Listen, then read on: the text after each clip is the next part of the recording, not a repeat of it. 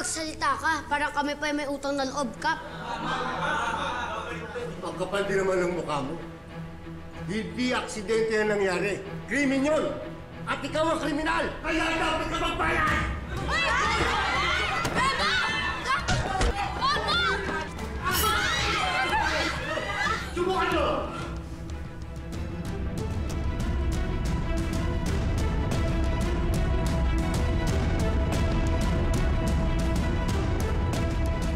Walang hiya kang hayop ka. Sa oras na makawala ko dito, sisiguraduhin ko mabubulok ka sa kulungan. Ikaw ang mabubulok! Mamamatay ka kaya! Ay, wag! Wag po! Huwag niyo po gagawin yan! Walter lang ako! Pero nagsikap ako para buhay ng pamilya ko! Dugo at pawad sa pinuhunan ko! Para mabuhay ko na sila magkaroon ng bahay! Nalata mo ngayon dahil sa katiwalian mo!